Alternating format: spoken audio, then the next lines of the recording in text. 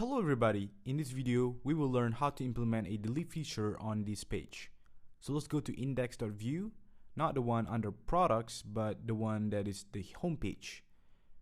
And underneath async data you want to create methods, and then on delete product async. Then I'm going to pass in the Axios call, which would be await this Axios delete, and then object notation HTTP localhost 3000 API products, and then pass in the ID. But how do we get the ID? Because right now we cannot access params.id because this is index.view. The only way to do that is to pass in the button itself.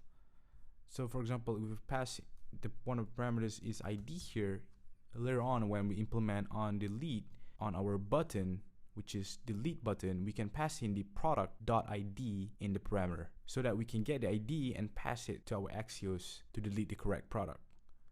And now we'll do try and catch. Copy this, and then if response.status, then we want to delete the products in the array, which will be splice, the index, and how many we want to delete, which will be 1. And then in here we want to do console.log error, and finally you want to copy this and paste it here at click, which will be on delete, and then the ID of the product. But if you go down here, I forgot to explain to you where do we get this index. So this index has to be in here, and if you could take a look at our array, we loop the products and then we get the product object and as well as the index, which is the position of the product. So let's say 1, 2, okay, let's call it apple orange, and then we're gonna get the position, which is 0 or 1. So now we have to pass in the index as well, which is the position, so that the Axios can delete the correct object, which is based on ID, and then the product array can remove the index, which is the object that we want to remove, and how many we want to remove. So splice is a JavaScript method that will remove or update an array. In this case, we are removing the object from the array.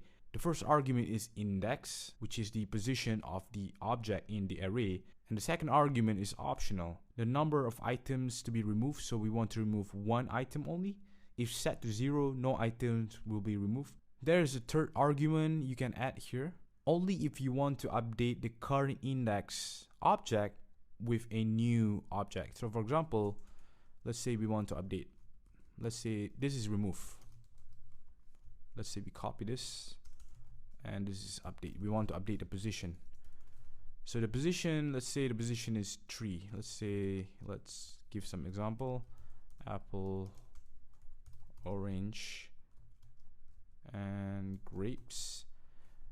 And then we have a new fruit, which will be star fruit. Okay, and then we want to update this with oranges. So when we want to update, we pass in the new fruit in here, and then we change the position to 1. So the result would be star fruit. We will use this method in the future when we are dealing with Vuex. Splice is very useful when it comes to being reactive. So when we remove one of the objects in the array, Splice will trigger Vue to re-update the components. So let's remove all of this. You will use a lot of Splice in Vuex section in the future. So remove this. Okay, let's save this and let's test it out. So let's go and delete this product. And there we have it. It deletes from the products array. And let's go to Atlas and refresh. When we go to products, we have deleted the everything store. So if we refresh, we're not gonna get to see the everything store book.